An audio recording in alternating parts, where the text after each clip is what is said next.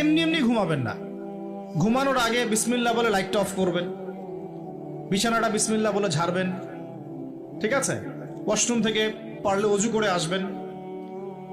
মশারি দিচ্ছেন, lights off করছেন, পাত্র যেগুলো আছে সেগুলো একটু ঢেকে রাখবেন বিসমিল্লাহ বলে, দরজা লাগাবেন বিসমিল্লাহ বলে। এরপর 3 বার পড়বেন সূরা ইখলাস একবার, সূরা ফালাক একবার, সূরা নাস একবার, পরে হাত একত্রিত করে ফু দিয়ে গা মাসাহ করবেন। এই কাজটা 3 বার করবেন। একবার আয়াতুল কুরসি পড়বেন, সূরা বাকারার 255 নম্বর আয়াত, আল্লাহু লা ইলাহা ইল্লা হুয়াল হাইয়ুল কাইয়ুম, এটা শেষ পর্যন্ত। এরপর সূরা বাকারার শেষের 3টা আয়াত পড়বেন, লিল্লাহি মা ফিস সামাওয়াতি, এখান থেকে ফানসুরনা আলাল কওমিল কাফিরিন পর্যন্ত। তারপর ডান কাতে পাশ ফিরবেন, বলবেন আল্লাহুম্মা বিইসমিকা আমুতু ওয়া আহইয়া। হাত নিবেন, হাতে গুনতে থাকবেন সুবহানাল্লাহ সুবহানাল্লাহ সুবহানাল্লাহ 33 বার, আলহামদুলিল্লাহ আলহামদুলিল্লাহ আলহামদুলিল্লাহ 33 বার, আল্লাহু আকবার আল্লাহু আকবার আল্লাহু আকবার 34 বার। ঘুমিয়ে যাবেন। এখন যদি আপনি 6 ঘন্টা ঘুমান, আপনি নবী সাল্লাল্লাহু আলাইহি ওয়াসাল্লামের সুন্নত অনুযায়ী ঘুমিয়েছেন, প্রত্যেক ঘন্টা ঘুমানোর জন্য আল্লাহ আপনাকে নেকি দিবেন ইনশাআল্লাহ। এমনি ঘুমালে নেকি হতো না, রেস্ট নেওয়া হতো। আমি একজন ব্যক্তিত্বের কথা বলছি, যার প্রতিটা কাজ অনুসরণ করলে ইনশাআল্লাহ জানা অনুযায়ী আমলটা হয়ে যাবে, আল্লাহর কাছে আমরা মাকবুল হব ইনশাআল্লাহ। পারা যাবে ইনশাআল্লাহ।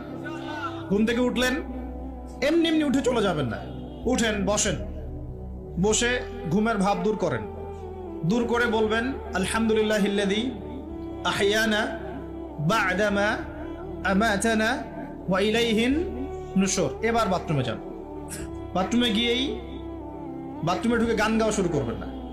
বাথরুমে ঢুকেই বাম পা দিয়ে ঢুকবেন, ঢোকার সময় বলবেন বিসমিল্লাহ আল্লাহুম্মা ইন্নী আউযু বিকা মিনাল খুবসি ওয়াল খাবাইস। বাথরুমে কিন্তু জিন শয়তান থাকে। বাথরুমে কি থাকে? বিজ্ঞান এটা প্রমাণ করতে পারে নাই, এগুলো নাসা বিশ্বাস করবে না, কিন্তু আল্লাহর রাসূল যেহেতু বলেছেন আমরা বিশ্বাস করব। বিজ্ঞান কি সব আবিষ্কার করতে পেরেছে? বিজ্ঞান কি সব আবিষ্কার করতে পেরেছে? বিজ্ঞানের আবিষ্কার কত পার্সেন্ট? এই মহাবিশ্বের 1%ও না। মহাবিশ্বের 1%ও না। আমাদের দেহের মধ্যেই যে রুহটা আছে, এই রুহটার কি কোনো ব্যাখ্যা করতে পারা গেছে?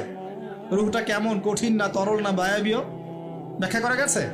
ইয়াসআলুনাকা আনির রূহ কুলির রূহু মিন আমরি রাব্বি ওয়া মা উতীতুম মিনাল ইলমি ইল্লা কলিলা। আল্লাহ পাক বলছেন, হে নবী, তারা তোমাকে রূহ সম্পর্কে জিজ্ঞাসা করে, আত্মা সম্পর্কে জিজ্ঞাসা করে, তুমি বলে দাও এটা তোমার রবের আদেশ মাত্র। রবের আদেশে এসেছে, আদেশেই চলে যাবে। আর এ বিষয়ে তোমাদেরকে বেশি জ্ঞান দেওয়া হয় নাই।